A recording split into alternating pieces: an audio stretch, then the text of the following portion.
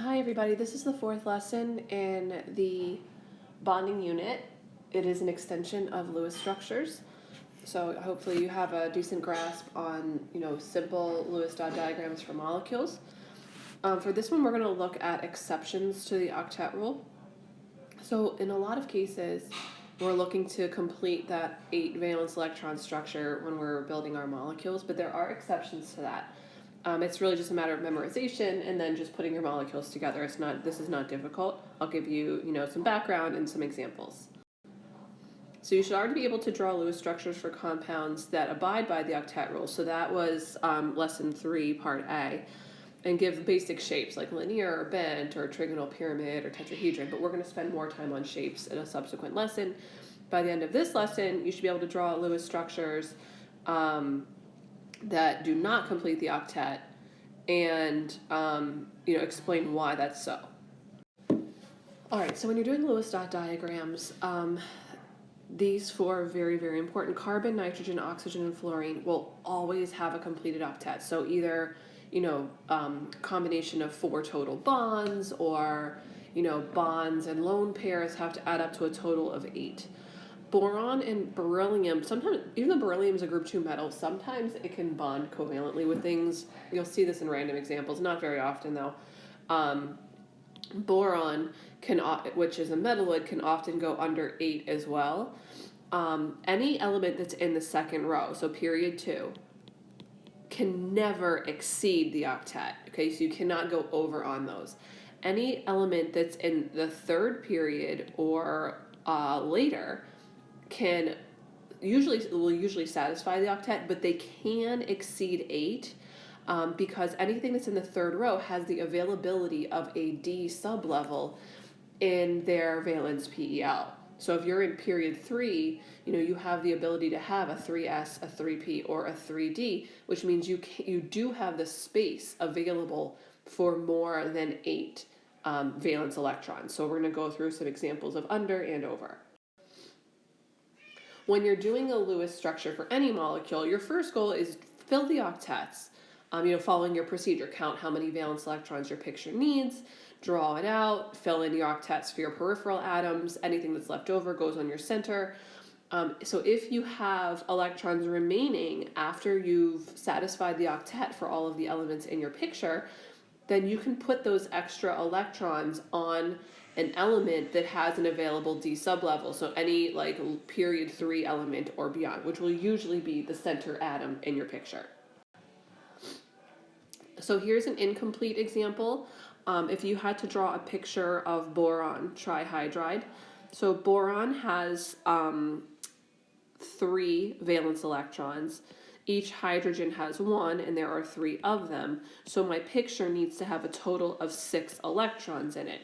So when I put that boron in my center and arrange the 3 hydrogens around it and bond those 3 hydrogens to my boron, I've already used up the 6 electrons that I'm permitted to have in my picture. So I'm done with my diagram, even though boron does not have a completed octet. It's done. Beryllium can do this too.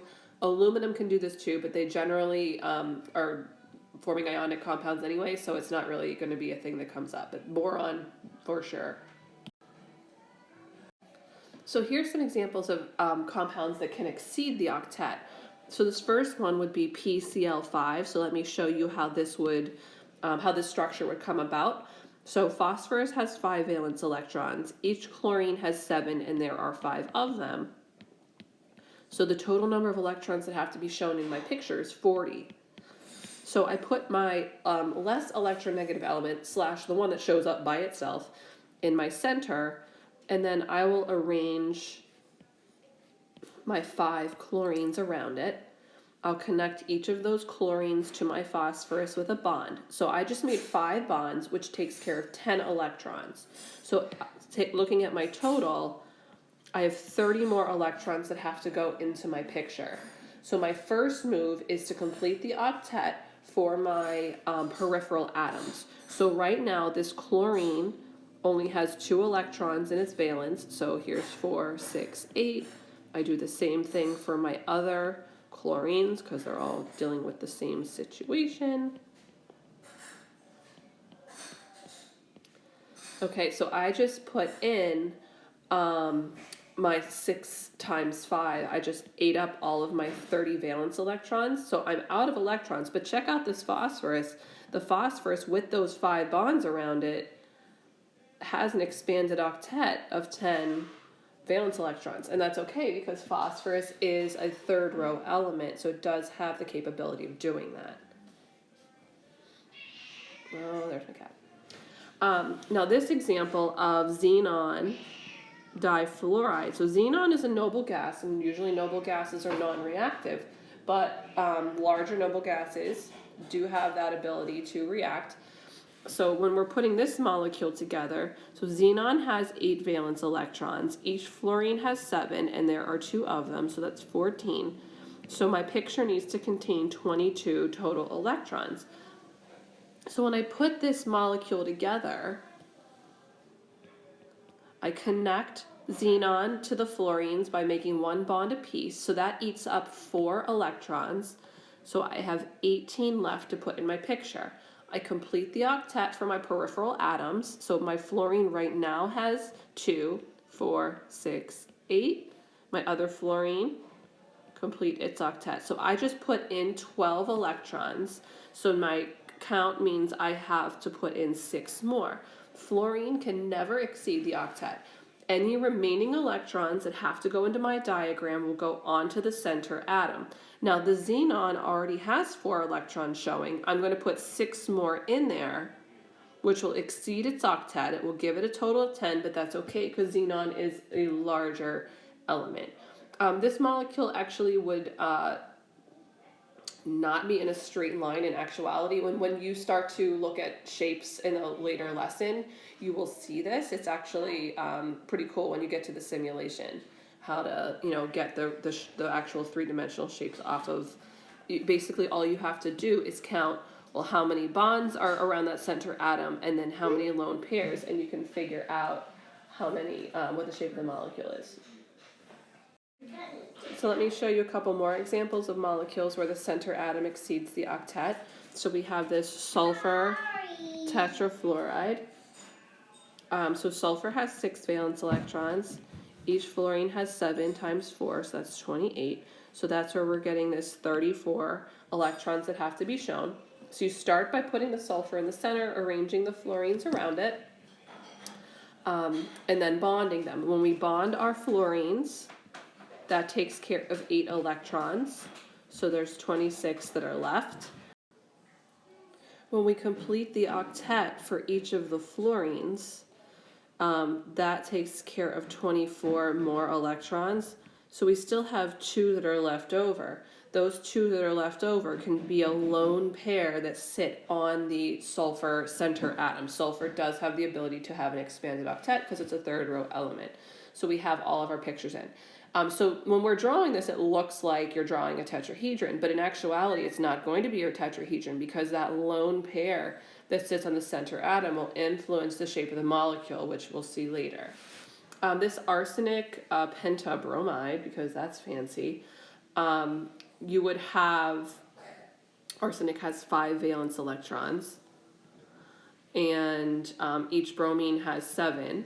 So that's 35. So that's where we get the 40. So we put the arsenic in the center. We attach the 5 bromines around it. So that leaves us with 30.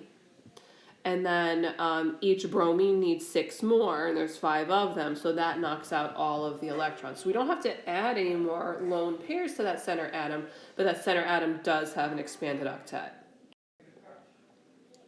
So, well, this example was already done for you, but if you look at this one, chlorine trifluoride. So chlorine has 7, and then each fluorine has 7. So I need 28 electrons in my picture. So I'll do the chlorine, fluorine, fluorine, fluorine, attach. So that's 6 electrons that are gone, so 22 are left. I fill in the octet for each of the fluorines, so I'm drawing a total of 18 electrons in my picture, which leaves me with 4, and those 4 get put onto the center chlorine as a lone pair. So you always pair those up. For the xenon trioxide, xenon has 8, Each oxygen has 6, and there are 3 of them. So that's a total of 26 electrons that have to be in my picture. So xenon hangs on by itself. Oxygens get attached, so that leaves me with 20. Complete the octets for each of the oxygens first. That's 18 electrons that we just drew. That leaves me with 2. So we actually are just completing the octet for that xenon. Boron trichloride, I think we did that with the hydrogen one already. The boron trihydride, it's going to be the same kind of idea. So boron has 3. Each chlorine has 7, so 24 have to go in this picture. That takes care of 6 of them. And so this one, when we fill in the rest of the octet for the chlorines, we just drew 18, so we're done. So this is actually under the octet. Okay, now these are ions. So we have to take into account the charge of the ion when we're doing our electron count. I don't know if we've done any examples of this yet. So for the I3 negative, each iodine has 7 valence electrons, so that's 21, but that negative charge means another electron has been added, so my picture needs to have a total of 22. So I'm going to just string these together this way, connect them. We're not going to be doing like circular molecules and stuff. Keep it simple. Don't worry about angles and stuff at this point when you're drawing them. So you're putting 2 bonds in, so that's 18 that are left. So we'll do 1, 2, 3, 4, 5, 6. 1, 2, 3, 4, 5, 6. So that's 12. So that's 6 that are left. 1, 2, 3, 4, 5, 6. And when you have a polyatomic ion like that you're drawing, put it in brackets and throw the charge of the ion on the outside. And this last example, ICl4 minus, iodine has 7. 4 times 7 is 28 of those, plus 1 more because of the negative charge on the ion. So this would mean 36. So when you put this together, put the iodine in the center, it's the lone one, put the chlorines around it, connect them to the center atom with a bond apiece, so that's 8, so 28 are left. Fill in the octet for the peripheral atom. See how methodical this is? It's soothing. I wish we were together. It would be so zen. Okay, so we just did 24 here. So there's 4 that are left. Those 4 go on as lone pairs on the center atom, and because this is a polyatomic ion, we throw it in parentheses with the brackets with a charge outside. So can you identify them that don't follow the octet rule? It's not that bad. The last part just again is just reminding you about polarity. So when you end up with a polar molecule, which it's going to be a lot easier to do this once we go over specific shapes and working with polarity, so don't really worry about it at this point. But if you're indicating polarity, the element that has the higher electronegativity value would be the more negative side of the molecule. So these asymmetrical molecules have these overall dipole moments to them. A dipole moment means the molecule is polar. I love that, dipole moment. Like, I just need to have a dipole moment. So this one, same thing. So the dipole moment, like for the sulfur dioxide, is headed toward the negative area, is headed towards the oxygen because that has the higher electronegativity value.